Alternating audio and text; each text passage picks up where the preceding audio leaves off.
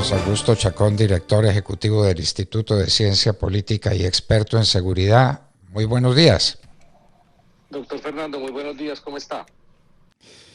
Pues bien, y muy deseoso de que usted nos explique qué es el programa Jóvenes de Paz y cómo es esa idea de darle a 100.000 jóvenes delincuentes dinero del Estado para que salgan de las bandas criminales. Si es para que salgan de ellas es porque están en ellas. 100.000 jóvenes. Cuéntenos bien de qué se trata, doctor Chacón. Es una idea que ya se había implementado cuando el hoy presidente Gustavo Petro fue alcalde de Bogotá, que en su momento llegó a tener más de 6.000 jóvenes menores de 28 años que se encontraban en comunidades vulnerables. Y la idea es básicamente generar unos incentivos económicos. La idea, digo, y hay que hacer énfasis en esto porque esos programas se quedan en anuncios y hay temas que no se presentan de manera integral por el gobierno nacional. Por eso hablo sobre la base del anuncio que se hizo en términos muy generales. La idea es darles un incentivo económico para que salgan de las organizaciones criminales y estudien. El problema, doctor Fernando, es que cuando usted parte de la premisa que la gente está en los grupos criminales por la pobreza y cree que el incentivo es únicamente económico y no enfrenta la raíz del problema, pues esos grupos siguen operando, porque no todos los jóvenes van a tener la oportunidad de salirse realmente de esos grupos. Eso es desconocer que en Colombia los grupos armados históricamente y especialmente las insurgencias y los grupos que han salido o que se han creado de otras insurgencias son grupos que tienen como práctica sistemática y como política organizacional el reclutamiento forzado de niños, niñas y adolescentes.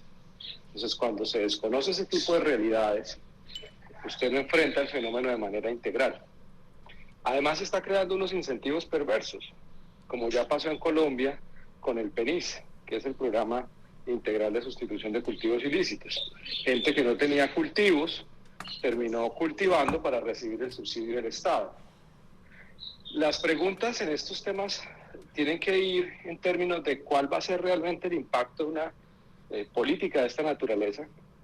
El tema de Jóvenes en Paz también fue retomado en el caso de Bogotá por Claudia López, pero lo cierto es que esos programas hay que medirlos en el tiempo, porque lo cierto es que en Bogotá la delincuencia pues sigue en aumento, la criminalidad está presente. No solamente es un tema de percepción ciudadana frente a la criminalidad, es un tema de victimización en la ciudad de Bogotá. Entonces, la apuesta del gobierno nacional por tratar de alguna manera enfrentar el fenómeno, creando un incentivo económico, va a tener unos efectos que por ahora no sabemos cómo los pretende medir el gobierno. Ese incentivo económico es por una sola vez. Es un incentivo económico que se repite en el tiempo y entonces los 100.000 jóvenes irían cada mes a un sitio donde pagan pensiones, pagan también esta clase de auxilios a los jóvenes que están en las bandas criminales. ¿Cómo es eso? ¿Cómo funciona? Pues es mientras ellos estudien, lo dijo el presidente, que mientras se mantengan estudiando se generaría un incentivo. Pero como lo digo, doctor Fernando, no hay mucha información puntual, es decir, no hay un plan, no hay un documento, una política que usted pueda tomar, revisar, prever su impacto, las afectaciones que pueden generar en largo plazo. Pero lo cierto es que si es 1.000.000.000 de pesos, para sacar a estos primeros jóvenes tendrá que ser una política de gasto enorme, pues para mantenerlo. ¿Y qué va a pasar con todos los jóvenes que una vez, digamos, en el mejor de los escenarios, presumamos lo mejor, salen los primeros jóvenes efectivamente a estas organizaciones criminales? Pero el primer choque con la realidad va a ser que cuando estos grupos criminales vean disminuido su pie de fuerza, ¿qué es lo primero que van a hacer? Pues reclutar nuevos jóvenes. Entonces, ¿qué va a pasar cuando ya no tengan más dinero para repartir? ¿Qué va a pasar con los nuevos jóvenes que están vinculando? ¿Qué va a pasar con los que están reclutados a la fuerza? Digamos, el incentivo es tan perverso que va a llevar a que algunos jóvenes decidan vincularse a algunas organizaciones mientras el Estado los reconoce entonces como actores del crimen y por lo tanto les genera el incentivo. Es decir, un joven que durante toda su vida ha decidido no pertenecer a un grupo criminal, ¿cierto? Que se ha mantenido alejado de eso, que seguramente está en una situación de vulnerabilidad o pobreza, y entonces le va a quedar más fácil vincularse por un tiempo a un grupo criminal para que el Estado le reconozca un incentivo económico.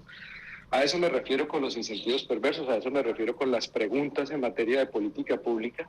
Además, creer que esa realidad de Bogotá se puede llevar a todo el país, pues en realidad es una muestra de un enfoque muy centralista de los problemas de nuestro país en términos de la violencia en los territorios, de lo que pasa en los fenómenos criminales en territorios donde operan organizaciones como el ELN o el Clan del Golfo, donde muchos de estos jóvenes no es solamente un tema de pobreza y falta de oportunidades, es un tema de que estos grupos controlan ese territorio y el Estado no tiene ninguna presencia y por lo tanto los jóvenes no tienen otra oportunidad. Creer que por el incentivo ellos se van a salir y entonces a la vuelta de unos cuantos meses ya el grupo se va a debilitar por falta de jóvenes en grupos criminales, eso también es ingenuo. Insisto, doctor Fernando, el tema aquí es conocer en detalle la política, esperemos que la publique muy pronto el gobierno y poder empezar a evaluar realmente los resultados. Esos resultados, por ejemplo, deberíamos conocerlos del programa de Jóvenes en Paz que se han implementado en Bogotá y hacer una trazabilidad de cuántos de ellos han recibido el beneficio económico pero están reincidiendo, cuántos de ellos siguen perteneciendo a redes de apoyo de estructuras de crimen organizado. Esas son preguntas importantes que la inteligencia del país, que la institucionalidad en materia de seguridad y defensa debería decirnos para precisamente evaluar la efectividad de este tipo de políticas. ¿Y cuántos de ellos están estudiando y quién certifica que están estudiando y que están cumpliendo esas obligaciones y que no han vuelto a las bandas criminales? El tema logístico es endemoniado, ¿no? Y con 100.000 jóvenes en todo el país, ¿y en qué regiones del país? ¿A cuáles regiones se favorece y a cuáles regiones no se favorece? Esto es sencillamente una locura, una locura. ¿En qué punto cree usted que está el plan? ¿Solamente en el punto de una declaración de Petro? ¿Eso ha avanzado? ¿Hay alguien que esté preparando algo para que 100.000 jóvenes en el país salgan de bandas criminales y se dediquen a estudiar? Pues por ahora no lo conozco, doctor Fernando, y me quedo porque, como muchos otros temas, se han hecho anuncios por parte del gobierno y luego, de alguna manera, se conocen poco a poco detalles de la política, como pasó con el tema de la extradición. Usted recordará que lo primero que se dio a entender fue que no iba a haber más extradición, luego que solamente para los reincidentes, y luego ya ha ido cambiando el tono frente a la política de extradición. Entonces yo creo que aquí hay que esperar efectivamente a conocerla para poderla evaluar. Pero insisto, cuando usted enfrenta un fenómeno tan complejo como es el fenómeno de la participación de los jóvenes o la vinculación de los jóvenes en el crimen organizado, en las insurgencias, en actividades de terrorismo, usted no puede partir de la premisa que esa gente está únicamente por razones socioeconómicas.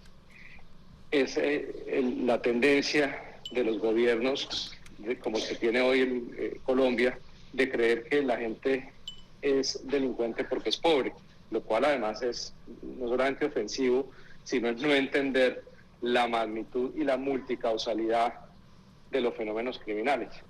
Por eso la apuesta de este gobierno es enfrentar a los grupos. Está bien que haga esfuerzos por sacar a los jóvenes, por supuesto, pero el real problema de la participación de los niños, niñas y adolescentes en los grupos criminales es porque existe impunidad frente a los que reclutan. No olvidemos, y lo digo con claridad porque el Instituto de Ciencia Política elaboró uno de los informes más completos sobre la política sistemática de las FARC-EP en materia de reclutamiento y utilización de menores y adolescentes en sus filas, que eso es una actividad que fue política de esa organización, informe que está hoy en la Jurisdicción Especial de Paz, que se le entregó también a la Comisión de la Verdad. Y lo cierto es que frente al país ha habido impunidad en esta práctica. Por eso los grupos siguen reclutando. Y en Colombia es muy grave el fenómeno de reclutamiento en las zonas PEDET, en las zonas más afectadas por la violencia y por la pobreza. y lo está llevando a cabo nuevas organizaciones, ya no solamente las disidencias de la FARC o el ELN, también lo hacen organizaciones delincuenciales. Y eso es una tragedia humana que seguirá pasando en la medida en que siga habiendo impunidad. Doctor Chacón, usted se refirió a el proyecto en la ciudad de Bogotá y que la alcaldesa Claudia López lo ha continuado. ¿Sabemos cuál es el estado actual de ese proyecto en Bogotá? ¿Cuántos jóvenes reciben auxilio monetario de la alcaldía para que no pertenezcan a las bandas criminales? ¿Y cómo se paga ese auxilio? ¿Y dónde? ¿Y cómo se verifica que esos jóvenes sí están estudiando? ¿Qué está pasando en Bogotá? No, eso le soy absolutamente honesto, doctor Fernando, no lo conozco a profundidad, no tengo claro cómo se está implementando en la ciudad. Bueno, de manera que no sabemos, jóvenes de paz, 100.000 jóvenes, que serían, en últimas, en buena parte, los de primera línea, ¿no? ¿No cree usted? Seguramente, pero le insisto, doctor Fernando, habría que medir, al menos geoespacialmente, por ejemplo, los lugares o las localidades donde más se están privilegiando a esos jóvenes y cuáles son las situaciones de inseguridad y violencia en esas ciudades hoy en Bogotá. Bueno, señores, esto es el proyecto Jóvenes de Paz que Petro lanza al aire y que probablemente en el aire se quedan, ¿no, doctor Chacón? Pues seguramente lo empezarán a implementar. Tendremos que conocer, doctor Fernando, y podemos volver a conversar sobre esto una vez el gobierno presente la política, asigne responsabilidades y podamos nosotros empezar a evaluar su implementación en el tiempo y ver efectivamente qué efectividad ha tenido o si lo que ha, por el contrario, generado incentivos perversos. ¿Cuál va a ser el efecto? ¿Incentivos perversos? ¿Realmente ha funcionado? No sabemos nada. Y no lo sabemos en la ciudad de Bogotá, donde Gustavo Petro puso en marcha el movimiento y la alcaldesa al parecer lo ha continuado, pero sin que sepamos resultados. Si tuviéramos resultados, yo creo que lo sabríamos, doctor Chacón. ¿Usted cree que la alcaldesa hubiera guardado silencio sobre eso? Y si tú... No, por supuesto, se sabrían y habría cómo verificarlos y sería, doctor Fernando, estoy seguro que todos celebraríamos si fuera una medida que funcionara. Es decir, si hoy Bogotá fuera una ciudad con mejores índices de convivencia y seguridad ciudadana, pero eso no es lo que estamos viendo en Bogotá. Entonces el cuestionamiento es precisamente no tener definida un concepto estratégico para enfrentar la criminalidad y la delincuencia, no tener priorizada una estrategia, no tener determinados unos medios. Pero lo que hemos visto en materia de seguridad es que atacan a la fuerza pública desde la institucionalidad, la deslegitiman, no definen un marco de acción, no definen una política que permita realmente entender la magnitud de los fenómenos, focalizarlos, intervenir.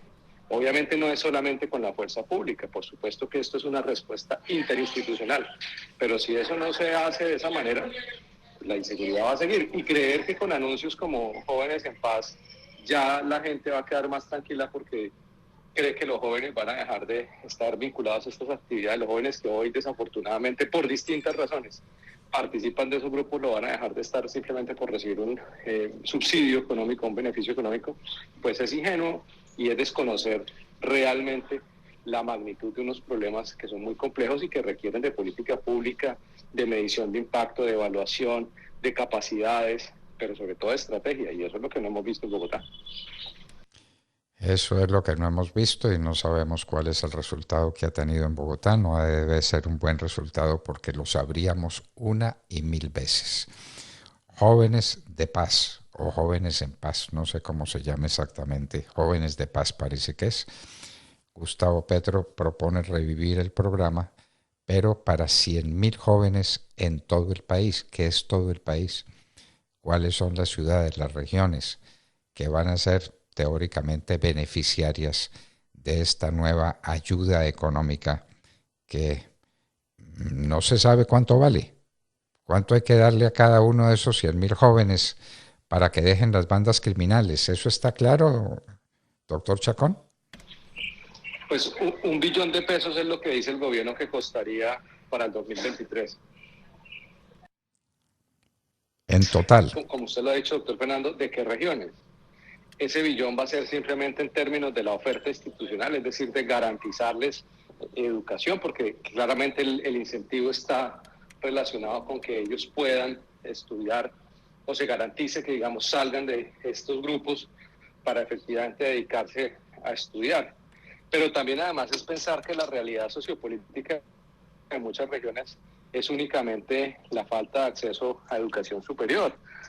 También esas son las condiciones que no hay en muchas regiones para que haya empresa privada, para que haya empleo en el sector privado, por lo tanto, generación para salir de actividades económicas ilícitas. Pero cuando usted tiene una narrativa que además ataca a la empresa privada, ataca al sector privado, cree que el Estado es el que va a emprender, pues eso va a ser un choque con la realidad y va a seguir siendo la misma historia trágica de nuestro país, y es que donde no hay economías lícitas, porque no se han generado las condiciones para que haya un sector privado fuerte, dinámico, que genere empleo y fuentes de ingresos, pues la economía ilícita va a seguir siendo la que domine. Ave María. Entonces ahí tenemos pues ese problema espléndidamente planteado por el doctor Carlos Augusto Chacón, que es un especialista en la materia y director ejecutivo del Instituto de Ciencia Política. Doctor Chacón, muchísimas gracias por habernos acompañado y por hacernos estas reflexiones tan serias, tan justas, tan equilibradas como las que usted nos ha compartido aquí en La Hora de la Verdad. Muchísimas gracias. Doctor Fernando, a usted muchísimas gracias, y a todos los que nos escucharon a esta hora, un fuerte abrazo y un feliz fin de semana. Bueno, queridos amigos, no todos son malas noticias, tenemos una supremamente